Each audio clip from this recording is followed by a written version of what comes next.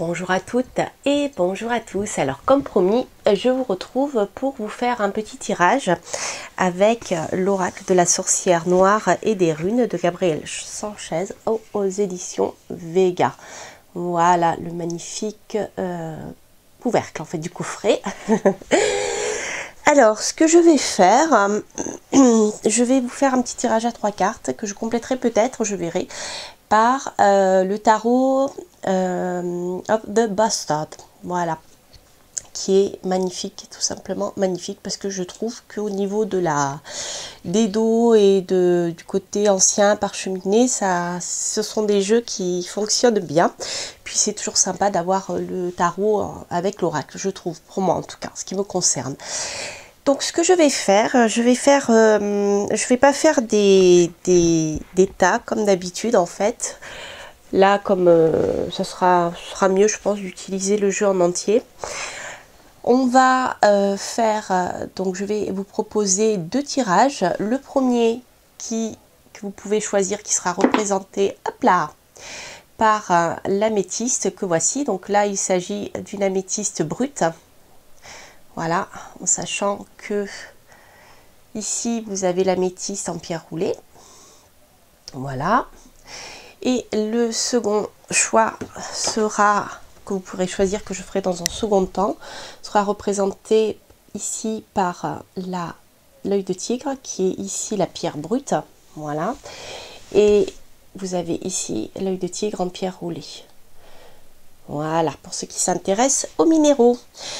Voilà, et bien écoutez, on va d'abord commencer par faire le tirage en 3 cartes pour le premier choix qui est représenté, si vous avez choisi l'améthyste. Alors, je vais le mettre là, que vous le voyez.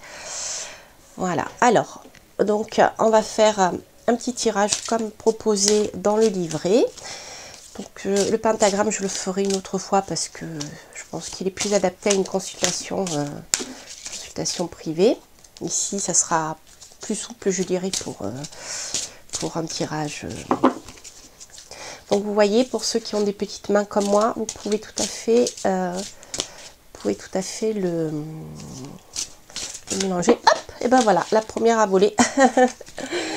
En fait, je suis pas à l'aise là pour filmer, je suis assise par terre et c'est vrai que pour mélanger les cartes, c'est pas génial. Mais je trouve quand même ça sera mieux de faire un mélange comme ça pour ce tirage. Comme ça, on utilisera le jeu en entier à chaque fois. Donc voilà, là c'était pour la réponse à votre question. Donc la carte numéro 1. Et s'il n'y en a pas d'autres qui veulent voler, eh bien on aura la carte 2 et la carte 3. Ben les voilà. Hop, elles ont volé toutes les deux ensemble. Voilà. Alors, donc, en ce qui concerne votre question. Donc ici, la carte numéro 1 sera la réponse. La carte numéro 2 sera les forces, je dirais, positives. Et la carte 3 seront les forces négatives. Alors je vais voir comment les cartes me parlent, parce que je ne les connais pas encore, je ne me les suis pas appropriées. Et peut-être que j'irai voir dans le livret ce que l'auteur en dit pour voir, voilà, un petit peu comment, vous voyez, si c'est intuitif, si c'est mieux de travailler avec le livret, enfin vous verrez tout ça. Alors, voyons voir par rapport à votre question. La force qui va vous appuyer. Cristallisation, obstacle. D'accord, il y a cette sensation d'immobilisme là avec la rune que je ne connais pas justement. Donc, on va voir ça ensemble. Au niveau des choses contre, incertain, instable. D'accord, ok. Et en carte numéro 1 pour le... Voilà. Pour la réponse, nous avons future projection. Ok. Bon, alors déjà, ma sensation, là, lorsque je vois ces mots-clés et ce tirage, il y a, je dirais, dans votre situation actuelle, dans votre problématique actuelle, au niveau du positif, vous avez quand même il y a une sensation d'immobilisme et de quelque chose qui n'avance pas. Donc la cristallisation, les obstacles, vous voyez le i, il est droit comme un pic, il y a une forme de rigidité qui vous empêche d'avancer. Alors on est en pour, hein. en pour. Donc, c'est-à-dire que quelque part, le fait d'attendre peut peut-être vous aider. Voilà, mais ça, on va voir par la suite. On va voir aussi avec le livret. En ce qui concerne la partie, je dirais, obstacle, ici, nous avons beaucoup de fragilité. Alors, peut-être que votre projet, quel qu'il soit, n'est pas très stable. D'accord? Voilà. On a vraiment, quand j'ai sorti ces deux cartes, j'ai eu cette sensation de... il y a quelque chose qui est très incertain, qui est très instable, mais qui quelque part pourra peut-être trouver une solution dans le futur. Donc autrement dit, là, votre projet, votre situation actuelle est en effet certainement dans une instabilité assez importante. Vous n'avez pas... avec le livre, vous n'avez pas trop, je dirais, la possibilité de prendre les choses en main avec la cristallisation et les obstacles. Voilà, il y a beaucoup d'obstacles qui viennent empêcher votre évolution et je vous sens un peu impuissant. Voilà, c'est cette sensation que j'ai là. Alors, ce qui est intéressant, c'est qu'au niveau de la carte numéro 18, nous avons le corbeau avec en toi la capacité de voir le devenir, futur et projection. Donc, je pense qu'au final, par rapport à votre projet, vous savez déjà intuitivement si il est bon ou s'il n'est pas, et si vous pouvez vous projeter ou non. Voilà. Donc là, quelque part, je dirais, vous avez le devenir qui est vraiment entre vos mains. D'accord? Alors peut-être que le projet actuel ne verra pas lieu, mais que vous allez trouver une autre solution pour vous projeter dans l'avenir. D'accord? Ce qu'on va faire, on va tirer une seconde carte de l'oracle pour voir ce qui peut nous donner, si on peut avoir trop de cartes là, si on peut avoir des informations complémentaires. J'aimerais bien avoir des informations supplémentaires sur le futur, le corbeau. Hop.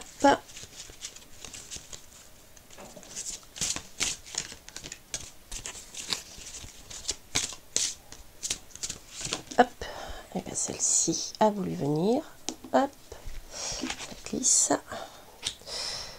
Résignation, abandon. Voilà. Bon, bah, je crois que là, quelque part, on a beaucoup d'obstacles par rapport à ce choix numéro 1. Il est possible que le projet que vous ayez en tête, qu'il soit d'ordre amoureux, qu'il soit d'ordre professionnel ou autre, ne verra peut-être pas le lieu en l'état. D'accord? Nous sommes héritiers de nous-mêmes. Autrement dit, eh bien, il y a cette... voilà, j'ai l'impression que vous n'êtes pas bien en fait, tout simplement. Que vous n'êtes pas bien actuellement dans ce projet, dans cette situation, et qu'elle est amenée à ne pas aboutir ou elle est amenée à s'arrêter. Voilà, voilà ce que me fait dire le jeu en l'état. Je vais voir en recouvrant avec le tarot si j'ai des informations, puis après on ira voir dans le petit livret parce que l'auteur nous dit par rapport aux cartes, pour voir ce que je retrouve, ce qu'on peut retrouver. Comme ça vous verrez comment les cartes répondent simplement intuitivement et comment ensuite vous pouvez l'améliorer dans le jeu. Voilà, alors on va essayer de recouvrir. Hop, j'ai des cartes qui veulent sauter. Comment on va essayer de recouvrir les trois j'ai carrément l'intégralité du jeu qui s'est retournée. Hop, allez. Je vais le faire comme ça parce qu'avec mes petites mains je préfère dans ce sens là. Hop, voilà, on va dire la première à sauter, la deuxième si elles ne sont pas retournées. Hop, voilà, on en a deux, pas grave, on va les prendre. Alors, voyons voir. Oui, en effet. Ok. Alors, bon, en effet, hein, c'est pas un jeu simple. C'est-à-dire que là, vous voyez, au niveau de ce qui bloque actuellement, comme je vous disais tout à l'heure, il y a quelque chose de, comment dire, qui vous échappe, que vous ne maîtrisez pas. Mais ça va s'arrêter, ce n'est que passager, puisqu'ensuite nous avons ici le corbeau, la capacité de vous projeter dans le futur. Voilà. Donc il va y avoir ici un événement extérieur qui va vous permettre de casser cette rigidité. Voilà, avec la maison Dieu, nous avons ici eh bien, la destruction d'une structure pour partir sur autre chose. Donc ça, on est en positif, d'accord? Donc autrement dit, les obstacles vont s'arrêter et un événement inattendu va, inattendu ou venant de vous, hein, va vous permettre de casser, de reconstruire quelque chose pour du mieux, puisque nous sommes ici en positif. Au niveau des choses qui sont en contre, alors il y a ici la notion de... Il y a ici, nous avons l'équivalent du roi de denier. En fait, il y a cette notion financière. Donc, on a une petite précision en ce qui concerne la stabilité qui est ici financière pour vous. Je dirais que peut-être que, voilà, c'est votre comment dire, votre fragilité se situe peut-être à ce niveau-là, peut-être au niveau professionnel et financier. D'accord ? En contre, on a ici le 8 de coupe qui va nous dire d'abandonner, de laisser les choses derrière. Ce qui vous a fait du mal, qui vous a blessé, il vous faudra le laisser derrière et partir sur un autre projet. Là, nous sommes en contre, donc on a vraiment cette sensation que les finances, ça va pas, mais de toute manière, vous allez pouvoir tourner la page et avancer vers quelque chose qui vous correspondra beaucoup mieux. Alors, au niveau du final, on retrouve ici la notion de choix au niveau financier, d'accord, et de jeu aussi. Alors, il faudrait peut-être que je vois si on peut préciser la question, mais ici, on a, je dirais que vous avez quelque part la capacité en vous de prendre la bonne décision, et elle sera sur le plan financier. D'accord. Là, pour moi, c'est un jeu qui reste financier, matériel. On est dans le domaine peut-être professionnel, mais en tout cas financier, investissement aussi ou autre. Donc, vous aurez un moment, vous allez faire un choix. D'accord. Donc, vous avez en vous la possibilité d'abandonner certaines choses, peut-être certains risques que vous avez pris. D'accord, parce qu'ici nous avons aussi la notion de jeu.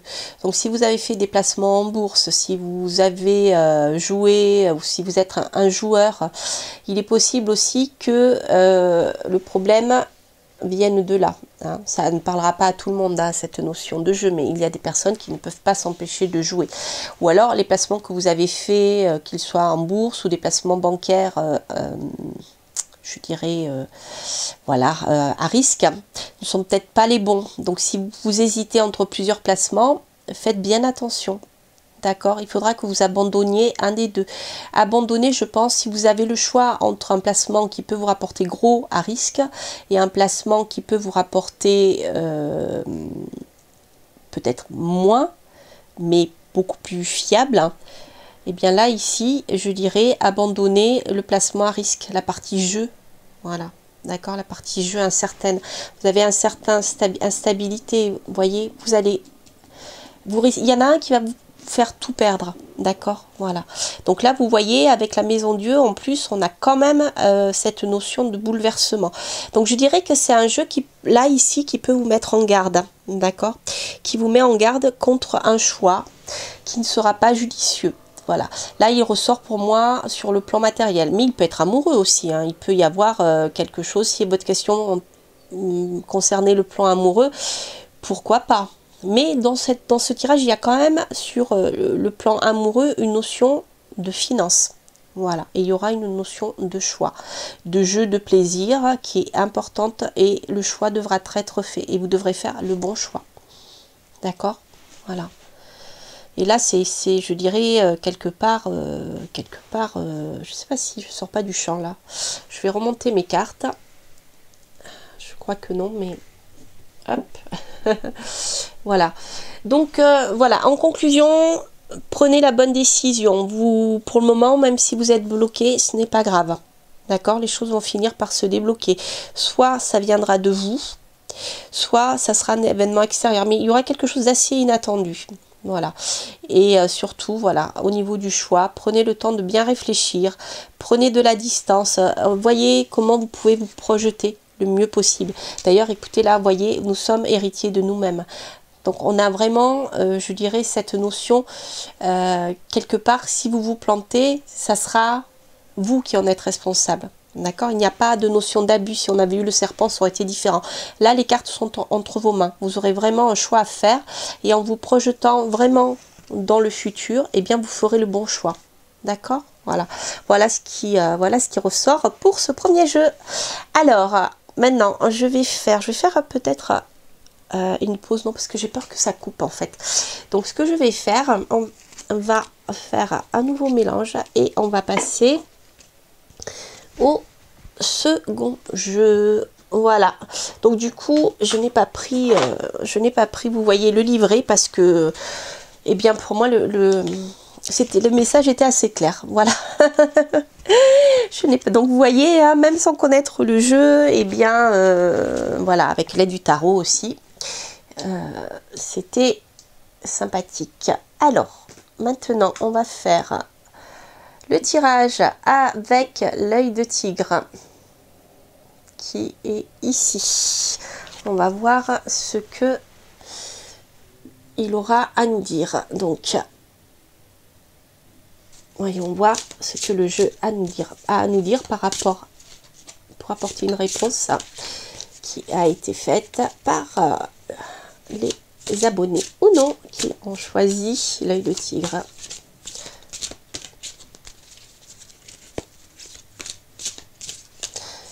Alors, si les cartes sautent, tant mieux. Sinon, pour éviter de perdre du temps, parce que j'ai une batterie qui dure pas longtemps, j'ai pas envie que nous soyons coupés. Donc, on va faire au plus simple.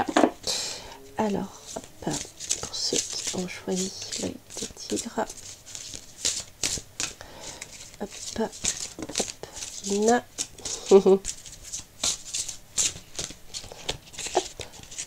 il est vraiment magnifique ce jeu, vraiment le dos, je le trouve, je sais pas pourquoi, il m'a appelé et ça, vous voyez, ça s'explique pas. Hop, bah voilà, on en a une qui s'est retournée. Bon, bah on a déjà quelque chose de mieux au niveau de ce tirage. Voilà, donc si, allez, on va prendre celle-ci, hop, et hop. Donc si jamais vous avez deux choix, enfin si vous hésitez entre deux projets, eh bien vous pouvez en effet choisir un projet pour chaque pierre. Comme ça peut être sympathique aussi en faisant comme ça. Alors, voyons voir ce que le jeu a à nous dire. Ok, d'accord. Bon. Alors, par rapport à votre projet actuel, donc déjà, si nous regardons la partie positive, nous avons une notion de croissance et d'évolution. Donc là, votre projet est déjà amené à évoluer et à croître. Je dirais à évoluer dans le sens croissance, élévation. D'accord? Donc ça, on a quelque chose de très positif. Ce qui pourrait empêcher ou retarder l'évolution telle qu'elle apparaît ici, on a l'immobilisme, voilà, inaction, silence, absence, rien ne vient à celui qui attend sans créer. Voilà, donc en fait, là, le jeu, je dirais, vous met en garde contre, eh bien, peut-être un manque de confiance en soi, le fait de se dire je ne vais pas y arriver, ou alors avoir des idées mais ne pas arriver à les concrétiser parce que, eh bien, soit on est un peu lymphatique, hein, soit voilà, on n'est pas assez entreprenant, soit on est dans une période un peu pas facile, où on a tendance à être fatigué, etc. Prenez du magnésium d'ailleurs, mangez des amandes, c'est le moment. Voilà. Et alors après, au niveau je dirais du résultat, on a la chouette qui a parlé avec la notion de sagesse. Raison, honnêteté. Donc je dirais que là, on a alors si on est sur le plan amoureux, on précisera ça plus tard, mais si on est sur le plan amoureux, je dirais que bon voilà, le projet de couple ou l'évolution sentimentale va avancer. Peut-être que si vous êtes trop timide, que si vous ne proposez pas, vous ne prenez pas d'initiative, eh bien ça peut retarder l'évolution, d'accord? Et au niveau du résultat, ici, on a les bons sentiments, la raison, l'honnêteté. Je dirais que, eh bien, le projet de couple peut évoluer de manière très positive et de manière honnête, voilà. Donc autrement dit, il peut s'agir de quelque chose, d'une relation stable où l'honnêteté sera au centre des relations. D'accord? Voilà. Donc on a aussi cette notion de sagesse qui me fait penser dans le cadre, je dirais, d'un mariage, un mariage pluvieux, mariage heureux. Un mariage pluvieux, c'est pas mariage pluvieux en un seul mot, c'est-à-dire quand il pleut, c'est mariage plus vieux, quand on est plus âgé. Voilà, d'où cette notion de sagesse. Comme si quelque part vous avez vécu des choses qui vous ont eh bien fait grandir dans l'expérience de votre vie sur ce plan-là.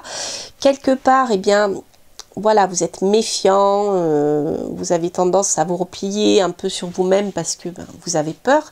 Peut-être aussi, il y a cette notion-là, mais de toute manière, je dirais que n'ayez crainte parce que voilà, les choses vont bien évoluer. Alors, s'il s'agit d'un domaine professionnel, là, on a quelque chose de très positif aussi. Donc là, par contre, je dirais que le conseil de l'oracle dirait allez maintenant à l'action. Il faut sortir du canapé et avancer. Enlevez votre pyjama, sortez du canapé et passez à l'action.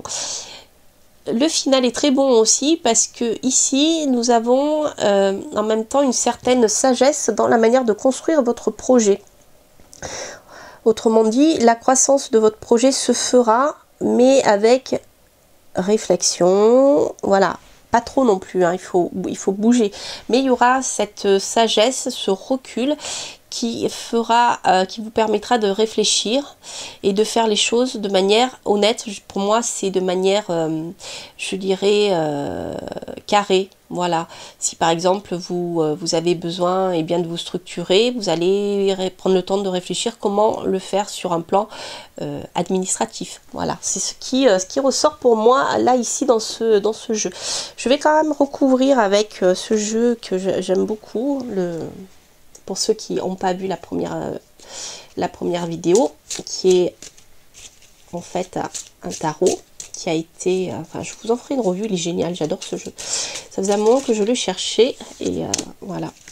Et je trouve qu'il est très bien, il complète bien ce hop. Ouais, d'accord. C'est vraiment super, c'est un jeu que j'aime vraiment beaucoup. Hop, et bah décidément, en négatif, on a toujours deux cartes qui sautent. Bon, alors. Ok.